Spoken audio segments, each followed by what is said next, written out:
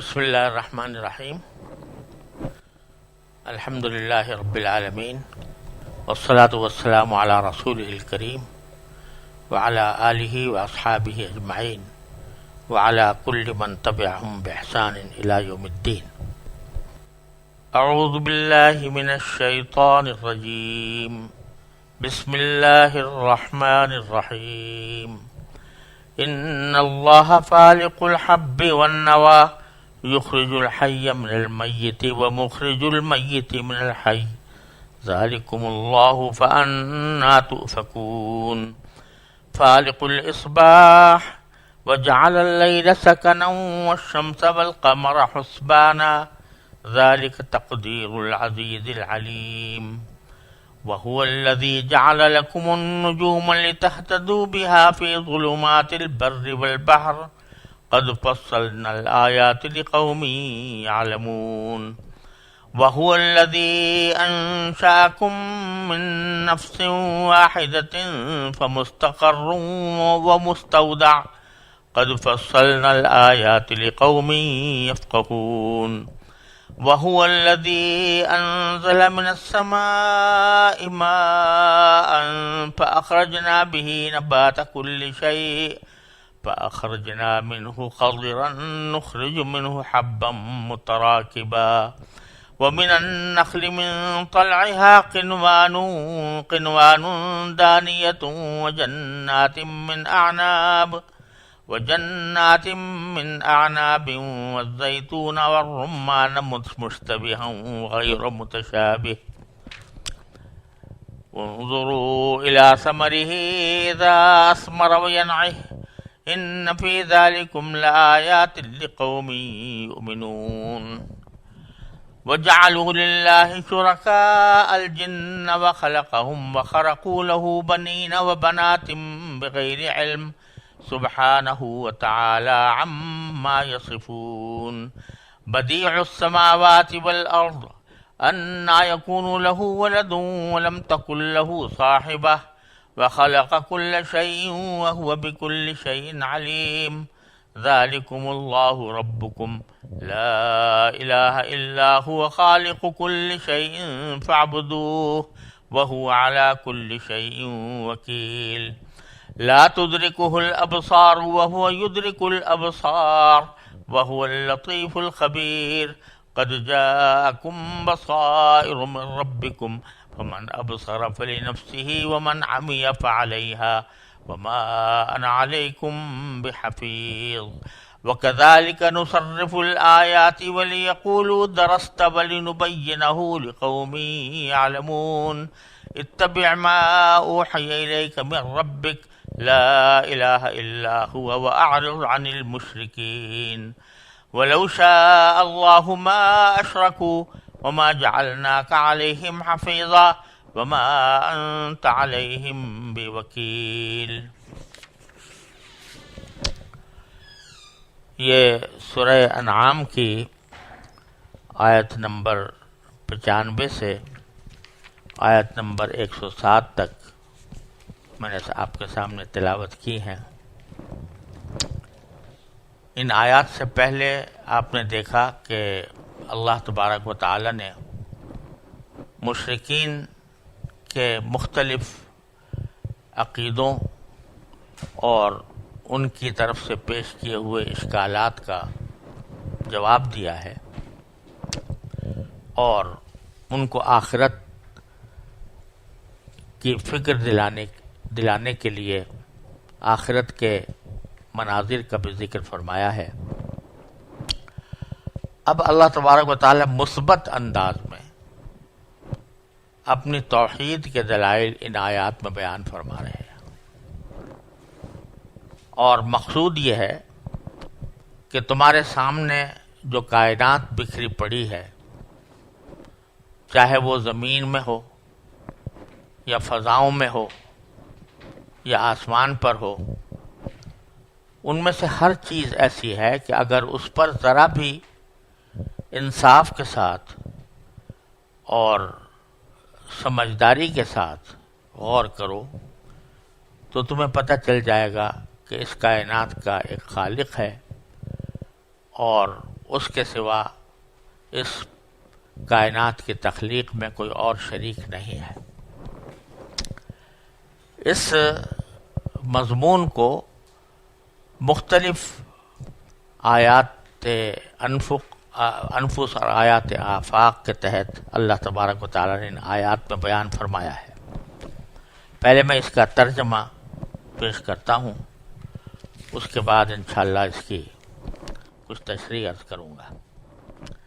ترجمہ یہ ہے کہ بے شک اللہ ہی دانے اور گٹھلی کو پھاڑنے والا ہے، وہ جاندار چیزوں کو بے جان چیزوں سے نکال لاتا ہے اور وہی بے جان چیزوں کو جاندار چیزوں سے نکالنے والا ہے۔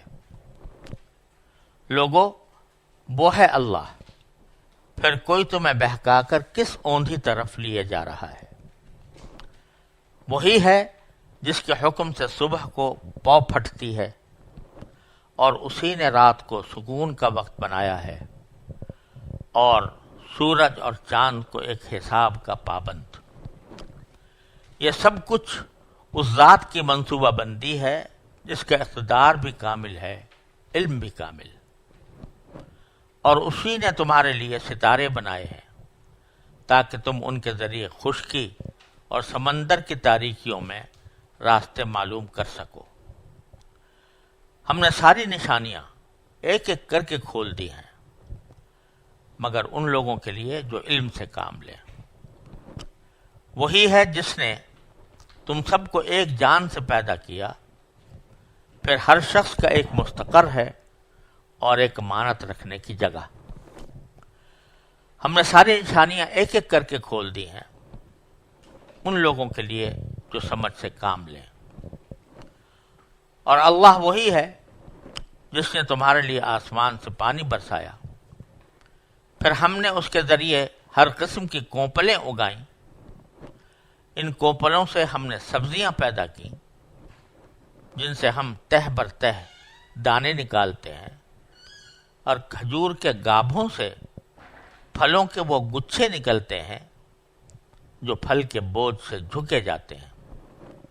اور ہم نے انگوروں کے باغ اگائے اور زیتون اور انار، جو ایک دوسرے سے ملتے جلتے بھی ہیں اور ایک دوسرے سے مختلف بھی۔ جب یہ درخت پھل دیتے ہیں تو ان کے پھلوں اور ان کے پکنے کی کیفیت کو غور سے دیکھو۔ لوگوں، ان سب چیزوں میں بڑی نشانیاں ہیں ان لوگوں کے لیے جو ایمان لائے۔ اور لوگوں نے جنات کو اللہ کے ساتھ خدائی میں شریک قرار دے لیا ہے، حالانکہ اللہ ہی نے ان کو پیدا کیا اور سمجھ بوجھ کے بغیر اس کے لیے بیٹے اور بیٹیاں تراش رکھی ہیں۔ حالانکہ اللہ کے بارے میں جو باتیں یہ بناتے ہیں وہ ان سب سے پاک اور بالا و برتر ہے۔ وہ تو آسمانوں اور زمین کا موجد ہے، اس کا کوئی بیٹا کہاں ہو سکتا ہے جبکہ اس کی کوئی بیوی نہیں۔ اسی نے ہر چیز پیدا کی ہے اور وہ ہر چیز کا پورا پورا علم رکھتا ہے۔ لوگوں، وہ ہے اللہ جو تمہارا پالنے والا ہے، اس کے سوا کوئی معبود نہیں، وہ ہر چیز کا خالق ہے، لہذا اس کی عبادت کرو، وہ ہر چیز کی نگرانی کرنے والا ہے۔ نگاہیں اس کو نہیں پا سکتی اور وہ تمام نگاہوں کو پا لیتا ہے۔ اس کی ذات اتنی ہی لطیف ہے اور وہ اتنا ہی باخبر ہے۔ اے پیغمبر، ان لوگوں سے کہو کہ تمہارے پاس تمہارے پروردگار کی طرف سے بصیرت کے سامان پہنچ چکے ہیں۔ اب جو شخص آنکھیں کھول کر دیکھے گا وہ اپنا ہی بھلا کرے گا، اور جو شخص اندھا بن جائے گا وہ اپنا ہی نقصان کرے گا، اور مجھے تمہاری حفاظت کی ذمہ داری نہیں سونپی گئی ہے۔ اسی طرح ہم آیتیں مختلف طریقوں سے بار بار واضح کرتے ہیں تاکہ تم انہیں لوگوں تک پہنچا دو، اور بالآخر یہ لوگ تو یوں کہیں کہ تم نے کسی سے سیکھا ہے، اور جو لوگ علم سے کام لیتے ہیں ان کے لیے ہم حق کو آشکار کر دیں۔ اے پیغمبر، تم پر تمہارے پروردگار کی طرف سے جو وحی بھیجی گئی ہے تم اسی کی پیروی کرو، اس کے سوا کوئی معبود نہیں ہے۔ اور جو لوگ اللہ کے ساتھ شرک کرتے ہیں ان سے بے پرواہ ہو جاؤ۔ اگر اللہ چاہتا تو یہ لوگ شرک نہ کرتے۔ ہم نے نہ تمہیں ان کی حفاظت پر مقرر کیا ہے اور نہ تم ان کے کاموں کے ذمہ دار ہو۔ ان آیات میں جیسا کہ میں نے عرض کیا، اللہ تبارک و تعالیٰ نے کائنات میں پھیلی ہوئی ان نشانیوں کی طرف توجہ دلائی ہے جن پر اگر انسان انصاف سے غور کرے تو اللہ تعالیٰ کی عظمت اور اللہ تعالیٰ کے وجود اور اس کی توحید پر اس میں طرح طرح کے دلائل موجود ہیں۔ سب سے پہلے جو بات ان آیات میں فرمائی گئی کہ وہ یہ ہے کہ اللہ تعالیٰ دانے اور گٹھلی کو پھاڑنے والا ہے۔ یہاں اللہ تبارک و تعالیٰ نے یہ نہیں فرمایا کہ اللہ دانے کو اور گٹھلی کو پیدا کرنے والا ہے، بلکہ یہ فرمایا کہ دانے اور گٹھلی کو پھاڑنے والا ہے۔ فالق کے معنی ہوتے ہیں پھاڑنے والا۔ تو یہاں ایک خاص حقیقت کی طرف اللہ تبارک و تعالیٰ نے ہمیں متوجہ کیا ہے کہ جتنی غذائیں تم کھاتے ہو، اگر دیکھا جائے تو ان میں سے بیشتر وہ ہیں جو زمین سے پیدا ہوتی ہیں۔ اور جیسے اناج وغیرہ ہے، وہ کوئی دانہ زمین میں ڈالا جاتا ہے، اس سے پیدا ہوتی ہے۔ اور جو پھل ہیں جن کو آدمی لذت کے لیے کھاتا ہے، عام طور سے وہ کوئی گٹھلی بوئی جاتی ہے اور اس سے پھر وہ درخت پیدا ہوتا ہے۔ تو اللہ تبارک و تعالیٰ ہمیں اس طرف متوجہ فرما رہے ہیں کہ ذرا غور کرو کہ وہ دانہ کس طرح پھٹتا ہے اور وہ گٹھلی کس طرح پھٹ کر ایک پودے میں تبدیل ہوتی ہے۔ یہ اللہ تبارک و تعالیٰ کا بنایا ہوا نظام ہے کہ انسان کا کام، انسان کے بس میں یہ نہیں ہے کہ کوئی چیز پیدا کر دے۔ زیادہ سے زیادہ اس کا کام یہ ہوتا ہے کہ زمین کو ہموار کر دے اور اس کو برابر کر دے، ہل چلا لے۔ لیکن جب زمین میں دانہ بویا جاتا ہے یا گٹھلی بوئی جاتی ہے تو انسان کا کام ختم ہو گیا۔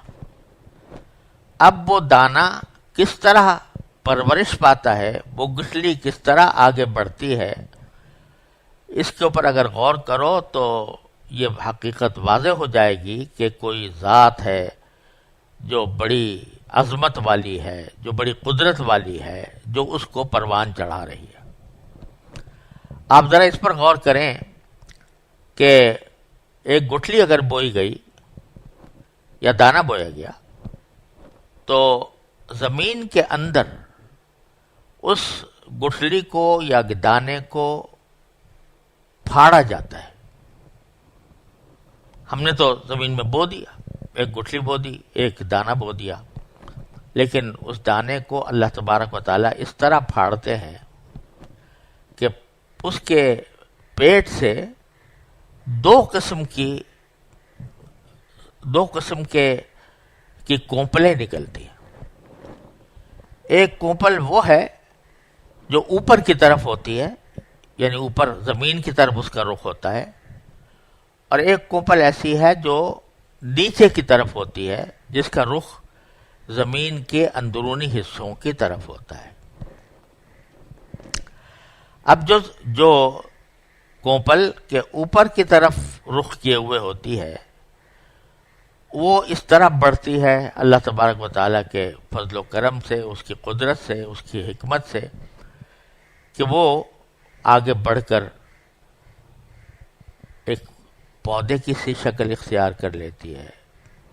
پہلے تو وہ ایک چھوٹی سی ننھی سی ایک نبات ہوتی ہے اور وہ زمین کا پیٹ پھاڑ کر باہر نکلتی ہے۔ زمین جو اتنی بھاری ہے اور ثقیل ہے، اس کا کتنا بوجھ ہے، لیکن چھوٹی سی کونپل اس کا پیٹ پھاڑ کر اوپر نکل کے آتی ہے۔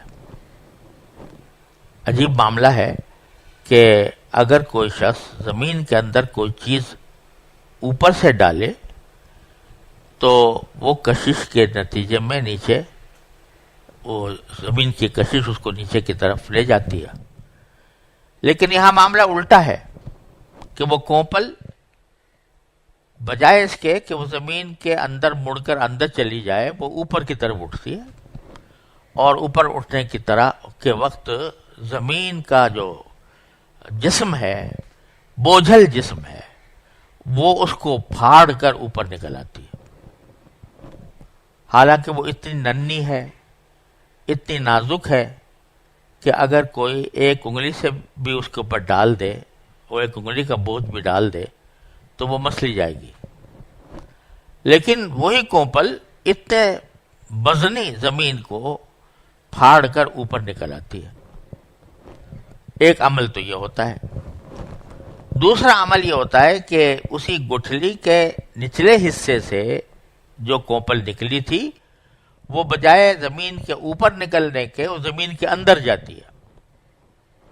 وہاں بھی یہ مظاہرہ ہوتا ہے کہ ایک انتہائی نازک کونپل وہ زمین کے سارے جسم کو، چاہے وہ کتنا ہی سخت ہو، اس کو پھاڑ کر نیچے جاتی ہے، اور نیچے جا کر اس سے رگیں نکلتی ہیں، اور رگیں جو ہیں وہ جڑوں کی شکل میں زمین کے اندر محفوظ ہو جاتی ہیں۔ انہی جڑوں کی وجہ سے آگے جا کر درخت قائم ہوتا ہے۔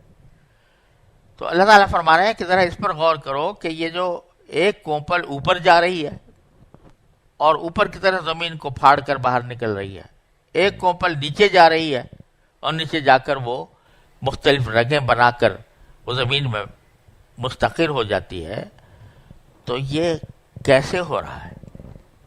خود بخود ہو رہا ہے۔ اگر آپ یہ کہیں کہ یہ کوئی ان دونوں کی طبیعت کا تقاضا یہی ہے، تو طبیعت کا تقاضا اگر اوپر جانے والی کونپل کا یہ ہے کہ وہ اوپر جائے اور نیچے جائے، حالانکہ دونوں ایک ہی قسم کی ہیں اور دونوں کا کی نزاکت ایک ہی جیسی ہے، اس کے باوجود زمین کا وہ پیٹ پھاڑتی ہیں اور یا اوپر جاتی ہیں یا نیچے جاتی ہیں۔ تو اس سے معلوم ہوتا ہے کہ یہ محض کسی اچانک خود بخود نہیں ہو گیا، بلکہ کوئی خالق و مالک ہے جو ان گٹھلیوں کو اور ان دانوں کو پھاڑ کر وہ کونپل بناتا ہے، کونپل سے پودا بنتا ہے، پودے سے درخت بن جاتا ہے، اور درخت کے پر شاخیں ہوتی ہیں، اس کے اوپر پتے آتے ہیں، اس پر پھل یا پھول آتے ہیں۔ یہ سارا کچھ جو نظام ہے وہ خود بخود نہیں ہو سکتا، یہ کسی پیدا کرنے والے کی کاریگری ہے۔ تو اس کی طرف اللہ نے توجہ دلائی کہ اللہ، بے شک اللہ ہی دانے اور گٹھلی کو پھاڑنے والا ہے۔ پھر دوسری صفت یہ بیان فرمائے کہ یخرج الحی من المیت ومخرج المیت من الحی۔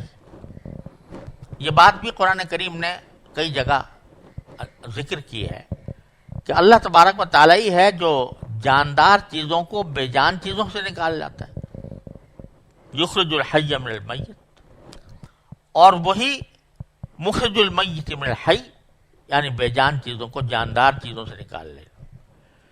اس کی بہت سی مثالیں دی جا سکتی ہیں۔ مثلا بظاہر جو انسان کے جسم میں جو مادہ تولید ہوتا ہے، یعنی نطفہ، وہ بے جان ہوتا ہے، یعنی اپنے ذات میں وہ بے جان ہے، لیکن جب وہ ماں کی رحم میں پہنچتا ہے، عورت کے رحم میں پہنچتا ہے، تو وہ اس کے نتیجے میں ایک زندہ بچہ پیدا ہو جاتا ہے۔ ایک انڈا ہے، وہ بے جان ہے، لیکن جب اس کو سیا جاتا ہے تو اسی انڈے سے ایک بچہ نمودار ہو جاتا ہے، تو بے جان سے جاندار چیز نکل رہی ہے۔ اور زندہ آدمی سے یا زندہ جاندار چیز سے بے جان چیز اللہ تعالیٰ نکال لاتا ہے. وہ اس کی مثال یہ ہے کہ مرغی ہے اور وہ پھر انڈا دے دیتی ہے. مرغی جاندار تھی، اس سے بے جان چیز یعنی انڈا نکل آیا.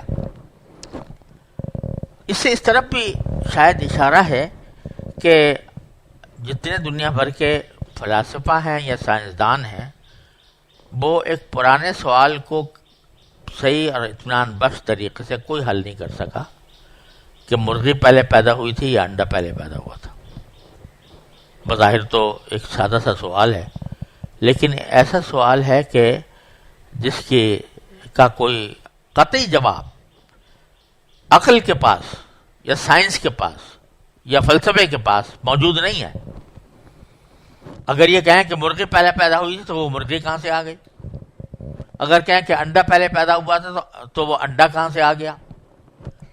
تو یہاں اللہ تبارک و تعالیٰ فرما رہے ہیں کہ اس کا واحد جواب یہ ہے کہ اللہ تعالیٰ نے پہلے پیدا کر دیا مرغی کو اور اس سے انڈا نکال دیا. تو جاندار چیز سے ایک بے جان چیز نکال دی، پھر اس بے جان سے پھر جاندار نکال دیا. اگر اللہ تعالیٰ پر ایمان نہ ہو تو اس سوال کا کوئی جواب، ایسا جواب جو انسانوں کو مطمئن کر سکے، ممکن نہیں ہے. تو اللہ تعالیٰ فرما رہے ہیں کہ یہ ہماری قدرت اور حکمت کو دیکھو کہ ہم جاندار سے بے جان چیزیں نکال لیتے ہیں، بے جان سے جاندار نکال لیتے ہیں.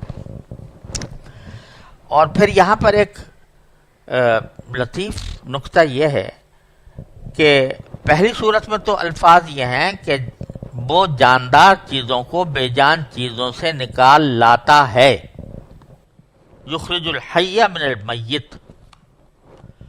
اور پھر آگے یہ ہے کہ وہی بے جان چیزوں کو جاندار چیزوں سے نکالنے والا ہے، ومخرج المیت من الحی. تو پہلے جملے میں اللہ تعالیٰ کے ایک عمل کا ذکر ہے اور دوسرے میں اس کی قدرت کا ذکر ہے. تو پہلی صورت میں اس لیے کہا گیا کہ یہ کارروائی کہ باری تعالیٰ زندہ سے میت کو نکالتا ہے، یہ عمل باری تعالیٰ کا متواتر طور پر جاری ہے.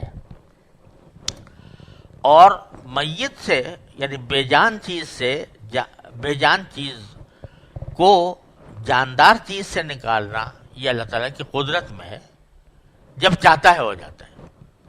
ابتدا میں سب سے پہلے اگر دیکھا جائے تو اللہ تبارک و تعالیٰ نے مثلا کسی حضرت آدم علیہ السلام کو پیدا کیا تو میت سے یعنی مٹی سے بے جان چیز سے اللہ تعالیٰ نے ایک زندہ وجود نکال دیا.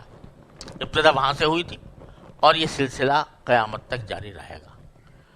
اور ساتھ میں ایک جاندار چیز سے بے جان چیز کا نکالنا یہ باری تعالیٰ کی قدرت میں ہے اور وہ ایسا کرتا بھی ہے، لیکن جس تسلسل کے ساتھ پہلا عمل ہے اس میں تسلسل ہے، اس میں تواتر ہے، اس میں استقلال ہے، اور دوسرا میں تواتر اس درجہ نہیں ہے بلکہ یہ اللہ تعالیٰ کی قدرت پر اور حکمت پر موقوف ہے.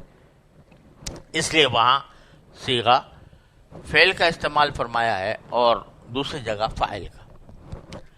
پھر فرمایا ذالکم اللہ، لوگوں یہ ہے اللہ. یہ قرآن کریم کی ایک اور عربی زبان کی یہ خاص خصوصیت ہے کہ اس میں جو اسم اشارہ ہوتا ہے، کسی چیز کی طرف اشارہ کرنا، تو جس چیز کی طرف اشارہ کیا جاتا ہے اس کے مفرد یا جمع ہونے پر تو لحاظ ہوتا ہی ہے، لیکن جن لوگوں کو اشارہ کیا جا رہا ہے ان کے لحاظ سے بھی ضمیر لائی جاتی ہے. اگر مخاطب ایک ہے تو ذالکا کہیں گے، اگر دو ہیں تو ذالکما کہیں گے، اگر دو سے زیادہ ہیں تو ذالکم کہیں گے.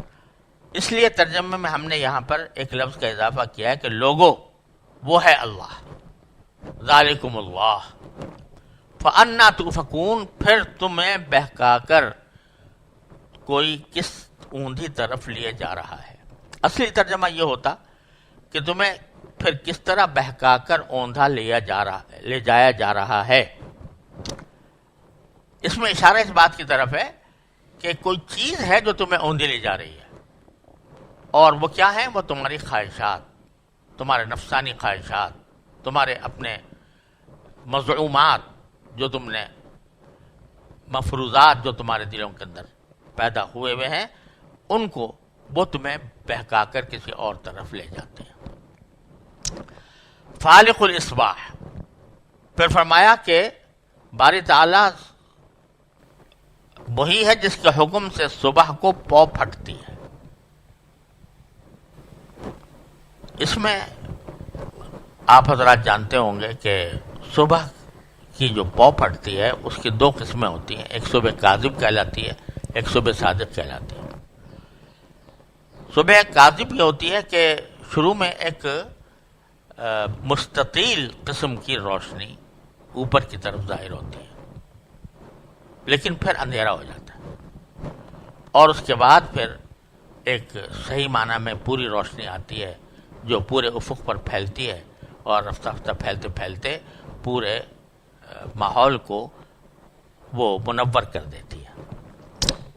تو بعض مفسرین نے فرمایا، جیسے امام رازی رحمۃ اللہ علیہ فرماتے ہیں کہ یہاں پر جو ذکر ہے وہ پہلی قسم کی روشنی کا ہے، کہ باری تعالیٰ پھاڑنے والا ہے اس صبح کی روشنی کو، صبح کاذب کو۔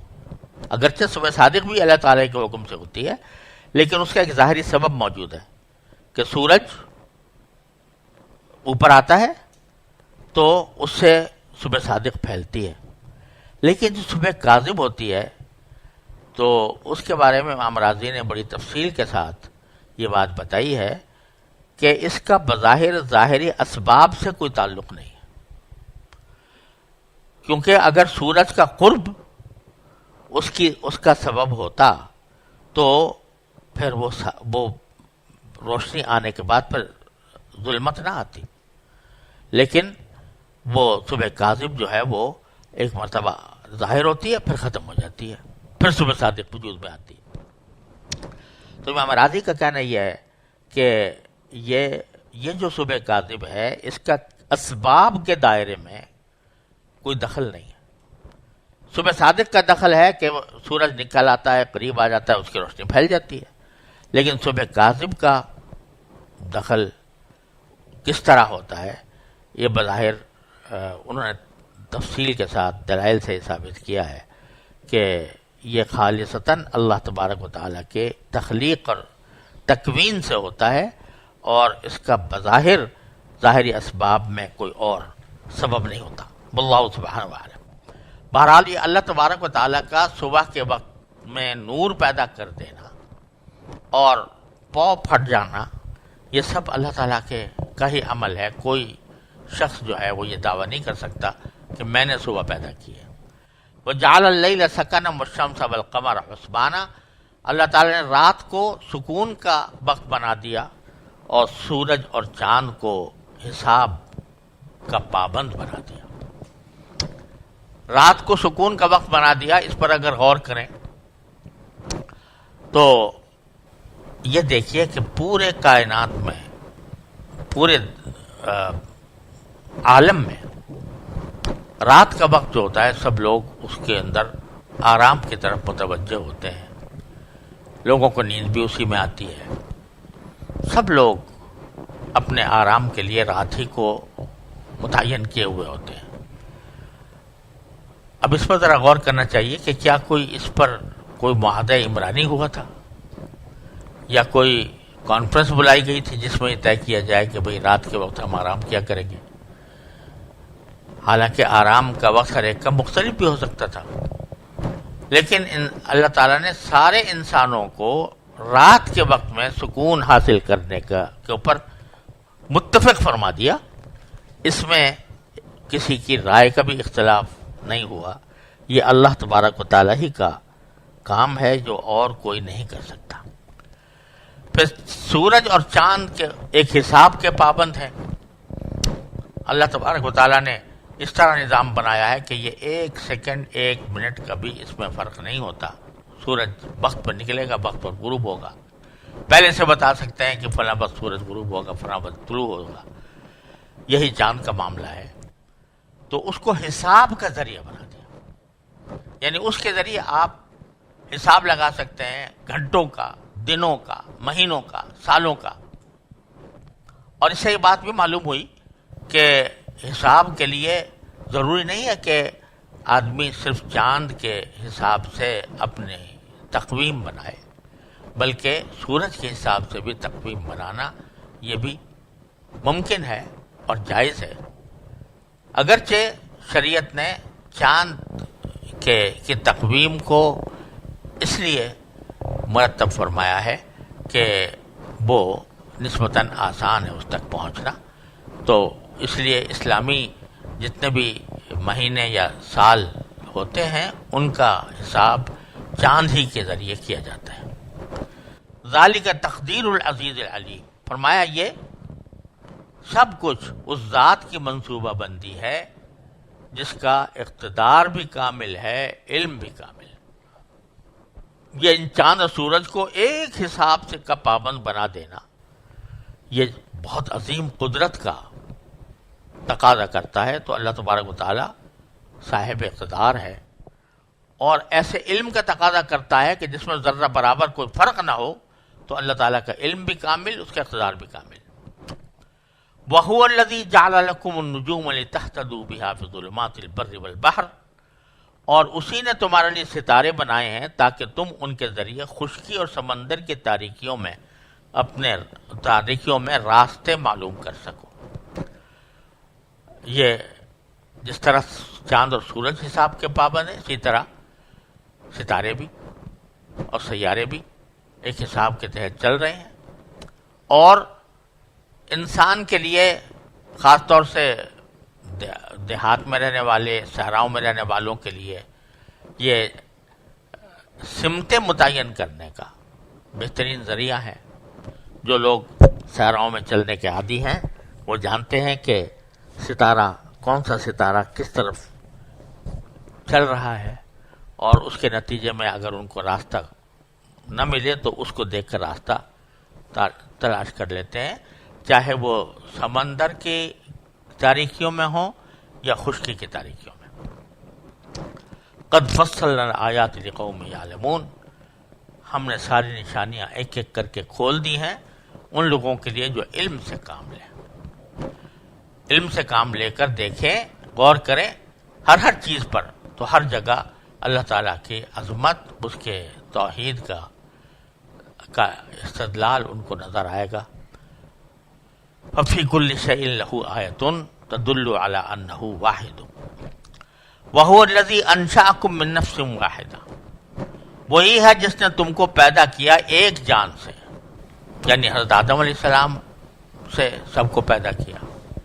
یہاں بھی وہی معاملہ ہے کہ اگر یہ بات تسلیم نہ کی جائے کہ اللہ تعالیٰ نے ایک انسان کو پیدا کیا تھا پہلے اور پھر سارے انسان اس سے وجود میں آئے، تو اب عقل جو ہے وہ بھٹکتی رہتی ہے اس بات کی تلاش میں کہ یہ انسان وجود میں کیسے آ گیا. وہی سوال جو پہلے انڈے اور مرغی کا کیا تھا وہی یہاں پر بھی پیدا ہوتا ہے. تو کیونکہ وحی کے رہنمائی کے بغیر اگر انسان اپنی تاریخ پر غور کرے کہ میں کس طرح وجود میں آیا اور میری نسل کس طرح چلی، تو سیدھا جواب تو یہ تھا کہ ایک انسان اللہ نے پیدا کر دیا، اس سے سارے انسان وجود میں آ گئے.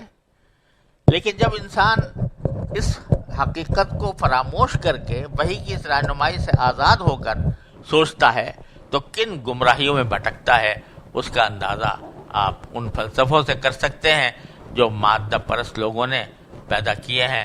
کہ مثلا یہ کہا گیا کہ ارتقاء کے نتیجے میں سب وجود میں آیا ہے، شروع میں ایک مادہ تھا، اس مادے سے خدا جانے کیا بنا، اور اس کے بعد پھر اس سے جانور وجود میں آنے لگے، کیڑے مکوڑے آئے، پھر وہ کیڑے مکوڑوں سے وہ جانور بنے، جانور سے ایک جانور سے دوسرے جانور بنتے رہے، یہاں تک کہ آخر میں بندر بنا، پھر بندر سے بن مانس بنا، اور بن مانس سے پھر انسان وجود میں آ گیا.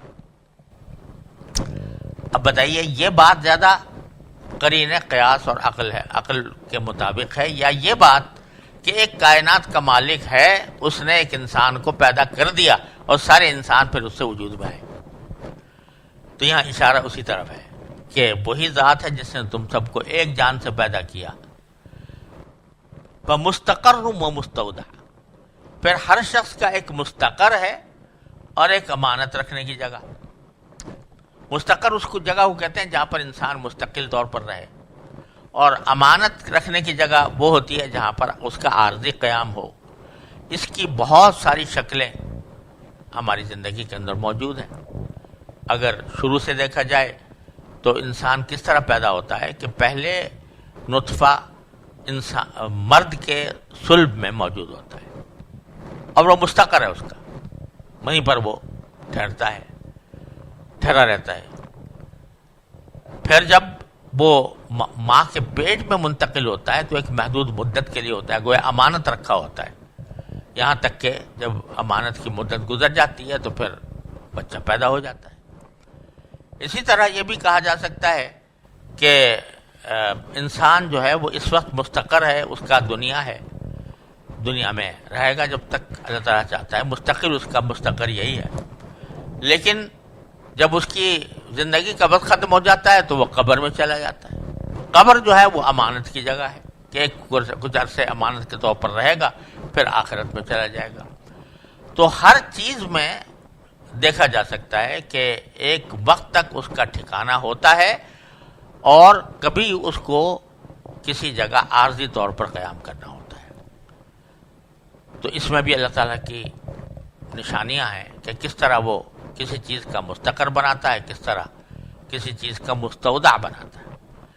ہم نے قد فصلنا آیات لقوم یفقہون، دوبارہ فرمایا کہ ہم نے ساری نشانیاں ایک ایک کر کے کھول دی ہیں ان لوگوں کے لیے جو سمجھ سے کام لیں. پہلے علم کی بات کی تھی، اب سمجھ کی بات ہے کہ پہلے کہا تھا کہ جو علم سے کام لیں، اور پھر کہا سمجھ سے کام لیں. یعنی صرف علم کافی نہیں ہے، بلکہ علم کو کے تہ تک پہنچنے کے لیے سمجھ بھی ضروری ہے. وَهُوَ الَّذِي أَنزَلَ مِنَ السَّمَاءِ مَاءً، اور وہی ہے جس نے آسمان سے پانی اتارا. فَأَخْرَجْنَا بِهِ نَبَاتَ كُلِّ شَيْءٍ، پھر ہم نے اس کے ذریعے ہر قسم کی کونپلیں اگائیں. فَأَخْرَجْنَا مِنْهُ خَضِرًا، پھر ہم نے سبزیاں اسی سے کونپلوں سے ہم نے سبزیاں پیدا کی. نُخْرِجُ مِنْهُ حَبًّا مُتَرَاكِبًا، کہ پھر انہی میں سے تہ بر تہ دانے نکالتے ہیں. شروع میں آپ دیکھتے ہیں کہ دانے سے پیداوار ہوتی ہے جس کا ذکر پیچھے آیا تھا. اب پھر پیداوار سے پھر دانہ پیدا ہوتا ہے اور یہ سلسلہ چلتا رہتا ہے، اسی سے انسان کی زندگی قائم ہے. وَمِنَ النَّخْلِ مِنْ طَلْعِهَا قِنْوَانٌ دَانِيَةٌ، اور کھجور کے گھابوں سے پھلوں کے وہ گچھے نکلتے ہیں جو پھل کے بوجھ سے جھکے جاتے ہیں. وَجَنَّاتٍ مِّنْ أَعْنَابٍ، اور بہت سے ہم نے باغ اگائے انگوروں کے، والزیتون اور زیتون کے، والرمان اور انار کے، مشتبہاً وغیرہ متشابہ، جو ایک دوسرے سے ملتے جلتے بھی ہیں اور ایک دوسرے سے مختلف بھی ہیں.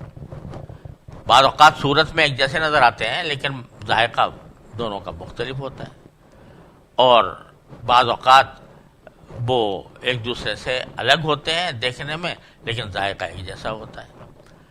تو یہ اللہ تبارک و تعالیٰ نے اپنی خاص قدرت اور حکمت سے یہ نظام بنایا ہے. اب یہ کہ وہی پانی ہے، ایک دانے کو دانہ بھی یا گٹھلی بھی ایک اسی جیسی ہے، اس پر ہوائیں بھی ویسی چل رہی ہیں، سورج بھی اس کی اپنی کرنیں نچھاور کر رہا ہے، چاند بھی اس کے اوپر طلوع ہو رہا ہے، سب ایک جیسا، لیکن اس کے اقسام مختلف ہو جاتی ہیں. کوئی انار بن گیا، کوئی زیتون بن گیا، کوئی کھجور بن گیا. باری تعالیٰ فرماتے ہیں انظروا الی ثمرہ اذا اثمر وینعہ، کہ پھلوں اور ان کے پکنے کی کیفیت کو غور سے دیکھو کہ کس طرح پھل پکتا ہے. کوئی انسان نے مشین لگائی ہوئی ہے کہ جس کے ذریعے وہ پھل جو ہے پہلے نمودار ہو اور پھر اس کے بعد پھر اس کے اوپر رنگ آئے مختلف اور پھر جا کر وہ پکے. یہ سب اللہ تعالیٰ کی قدرت کاملہ کے ذریعے ہو رہا ہے۔ ان فی ذالکم لآیات لقوم یؤمنون، لوگوں ان سب چیزوں میں بڑی نشانیاں ہیں ان لوگوں کے لیے جو ایمان لائیں۔ پھر ایک خاص قسم کے شرک کا ذکر فرمایا باری تعالیٰ نے، جعلوا للہ شرکاء الجن، کچھ لوگوں نے شریک بنا رکھے ہیں اللہ تعالیٰ کے۔ کون شریک؟ جنات، یعنی جنات کو اللہ تعالیٰ کا شریک بنا دیا ہے۔ اس سے اشارہ ان مشرکین کی طرف ہے کہ جو یہ کہتے تھے کہ خیر کا خالق اور ہے اور شر کا خالق اور ہے، تو کہتے تھے جتنی بھی اچھی چیزیں ہیں ان کا خالق تو اللہ تعالیٰ ہے، اور جتنی بری چیزیں ہیں ان کا خالق ایک اور ہے جس کو وہ اہرمن کہتے تھے۔ اللہ تعالیٰ کو کہتے تھے کہ صرف خیر پیدا کرتا ہے اور اس کا نام یزداں ہے، اور جو شر پیدا کرتا ہے اس کا نام اہرمن ہے۔ تو انہوں نے کیا کیا کہ شر کے کا خالق قرار دے دیا شیطان کو، ابلیس کو، جو جنات میں سے ہے۔ تو انہوں نے اللہ کے شرکا بنائے جنات کی شکل میں کہ یہ شر پیدا کرتے ہیں۔ ہماری طرف فرماتا ہے بخلقہم، ایک لفظ میں سب کی استدلال ختم کر دیا کہ حالانکہ اللہ نے تو پیدا کیا ہے، یعنی جن جو ہیں یا شیطان جو ہیں وہ بھی تو اللہ تعالیٰ کے پیدا کیے ہوئے ہیں، لہذا یہ کہنا کہ وہ مستقل خدا ہیں، مستقل خالق ہیں، یہ بالکل باطل بات ہے۔ وَخَرَقُوا لَهُ بَنِينَ وَبَنَاتٍ بِغَيْرِ عِلْم، اور لوگوں نے جنات کو اللہ کے ساتھ خدائی میں شریک قرار دے دیا، اور سمجھ بوجھ کے بغیر اس کے لیے بیٹے اور بیٹیاں تراش لیں۔ بیٹا تو حضرت عیسیٰ علیہ السلام کو بیٹا کہتے تھے نصرانی، اور ملائکہ کو کہتے تھے، مشرکین عرب ملائکہ کو کہتے تھے کہ یہ اللہ کی بیٹیاں ہیں۔ سبحانہ و تعالی عما یصفون، حالانکہ اللہ کے بارے میں جو باتیں یہ بناتے ہیں وہ ان سب سے پاک اور بالا و برتر ہے۔ کیوں؟ بدیع السماوات والارض، اس لیے کہ وہ تو آسمانوں اور زمین کا موجد ہے، وہ عدم سے وجود میں لانے والا ہے۔ تو انا یکون لہ ولد، اس کے لیے اولاد کیسے ہو سکتی ہے؟ ولم تکن لہ صاحبہ، جبکہ اس کی کوئی بیوی بھی نہیں ہے۔ تو اولاد کی ضرورت اس کو ہوتی ہے کہ جو حاجت مند ہو۔ اللہ تعالیٰ ہر قسم کی حاجت سے مبرہ ہے، لہذا اس کا بیٹا کیسے ہو سکتا ہے، اور اس کی بیوی کیسے ہو سکتی ہے؟ یعنی دو حال سے خالی نہیں کہ یا تو یہ کہیں کہ وہ بیٹا جو ہے وہ خود بھی خدا ہے، اگر خدا ہے تو دوسرے نے پیدا کیسے کیا اس کو، اور اگر کہیں کہ وہ مخلوق ہے اللہ تعالیٰ کی، تو مخلوق اس لیے پیدا کی جاتی ہے کہ وہ اپنے خالق کے لیے کوئی نفع کا سبب بنے، اس کی کوئی حاجت پوری کرے۔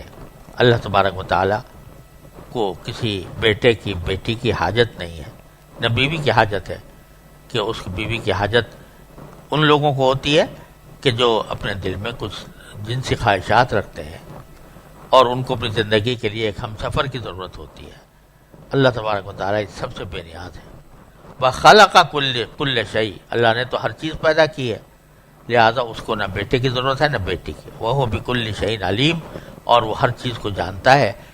بیٹے کے بعض اوقات بیٹے کی یا بیٹی کی ضرورت اس لیے ہوتی ہے کہ بہت سی باتیں ایسی ہیں کہ جو بچے زیادہ سمجھ جاتے ہیں باپ کے مقابلے میں، لیکن اللہ تعالیٰ کو ہر چیز کا علم ہے۔ ذالکم اللہ ربکم، پھر دہرایا کہ لوگو وہ ہے اللہ جو تمہارا پالنے والا ہے، لا الہ الا ہو، اس کے سوا کوئی معبود نہیں، خالق کل شیء فاعبدوہ، وہ ہر چیز کا پیدا کرنے والا ہے، لہذا اس کی عبادت کرو۔ وَهُوَ عَلَى كُلِّ شَيْءٍ وَكِيلٌ، اور وہ ہر چیز کی نگرانی کرنے والا ہے۔ لا تدرکہ الابصار وهو یدرک الابصار، وہ نگاہیں اس کو نہیں پا سکتی، یعنی کسی انسان میں مجال نہیں ہے کہ وہ دیدار کر سکے باری تعالیٰ کا اس دنیا میں. آخرت میں تو اللہ تبارک و تعالیٰ کا دیدار ہونے کی خبر نبی کریم صلی اللہ علیہ وسلم نے دی ہے. اس وقت میں انسان کے اندر یہ صلاحیت پیدا کر دی جائے گی کہ وہ باری تعالیٰ کا دیدار کر سکے. لیکن اس وقت موجودہ دنیا کے اندر کوئی اللہ کو دیکھ نہیں سکتا. وہ یدرک الابصار، اور وہ ساری نگاہوں کو پا لیتا ہے.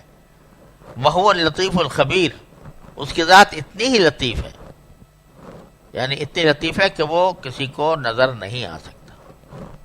پھر لطیف کا لفظ بھی یہاں پر مجازن ہے، اس لیے کہ حقیقی اعتبار سے لطیف چیز جو ہوتی ہے وہ بھی جسم ہوتی ہے، چاہے کتنی ہی باریک ہو، کتنی نازک ہو، لیکن وہ ہوتی جسم ہی ہے. باری تعالیٰ جسم سے منزہ ہے، لہذا اس کی لطافت جو ہے وہ عام چیزوں کی لطافت جیسی نہیں ہے، بلکہ ایسی ہے کہ جو کوئی نگاہ اس کو نہیں پا سکتی. الخبیر، اور وہ سب سے باخبر بھی ہے، کہ اتنا باخبر ہے کہ اس کو کوئی چیز کسی چیز کے بارے میں، ہر چیز کے بارے میں معلوم ہے، لہذا وہ کسی اس بات کا محتاج نہیں ہے کہ کوئی اس کو دیکھے. قد جاءکم بصائر من ربکم، تمہاری پروردگار کی طرف سے تم تک بصیرت کے سامان پہنچ چکے ہیں.